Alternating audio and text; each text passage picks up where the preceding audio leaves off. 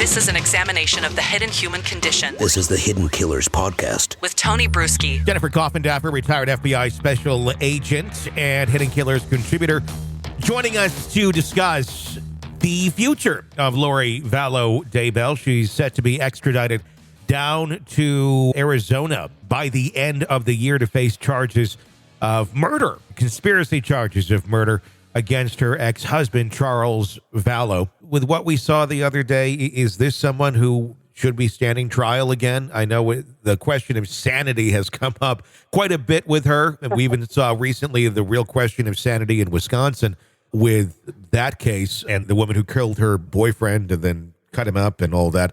And she seemed completely gone, made Lori look like she was completely there. Is this someone who should be standing trial again? She's already in jail for the rest of her life. Obviously, there's a question of justice being served for those of Charles Vallow.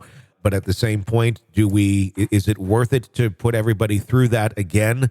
The families that will have to relive all of that in a trial type setting for someone who will truly never, I think, grasp the gravity of her crimes.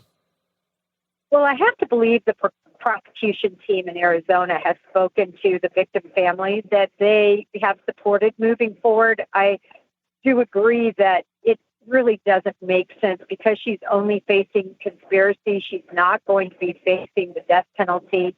So really, it would be, if she's convicted, just another possible life sentence. Yeah. And how many lives can, be sentenced to?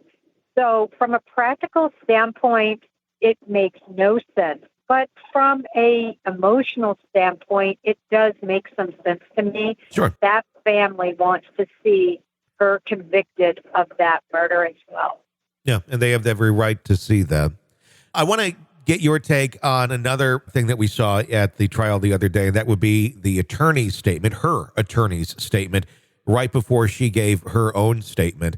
I don't really know what happened there. It was very bizarre to me. I know he's there to vigorously defend his client, which I think can be argued that they didn't necessarily do in the trial phase of this, where they just kind of threw in the towel. But now at the very end, coming back with very audacious statements that Lori is all about love when it comes down to it, and that she was a great mother, and that the Lori that we see on TV is very different than who she really is, and people who truly know her, she know that she's about love.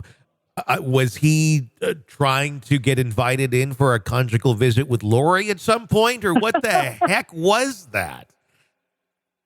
Well, it was odd at best, and I really believe that perhaps because of how the trial was left, with not calling anybody, with having such a weak defense of her, that maybe this was his last hurrah, his last bit of showmanship of trying to provide not some defense, but some explanation, I guess, or something positive. But Tony, I took it the same way. It was just sort of gagged me.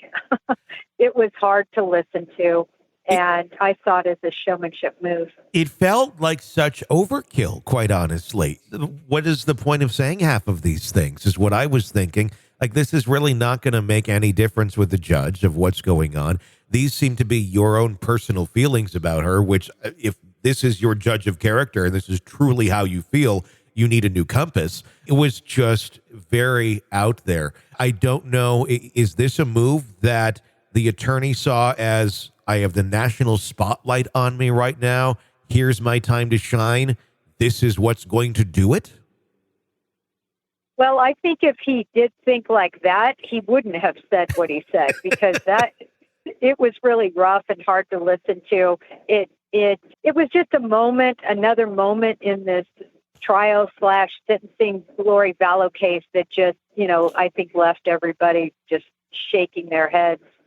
But anyway, he definitely was in the spotlight. He will go down as giving one of the most odd ever closing statements, or statements, I should say, in a sentencing that I've ever heard.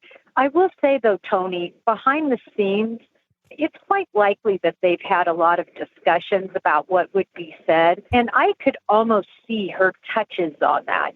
Yeah. You know, that's how she wanted to be portrayed, and that perhaps she even asked him if he could give such a speech, if you will. So I kind of saw her touches on that. It's interesting, an interesting way to look at it. I did not think of it from that perspective, but you're right. Her fingerprints were on that. This is an examination of the hidden human condition. This is the Hidden Killers Podcast The Hidden Killers Podcast. with Tony Brueski.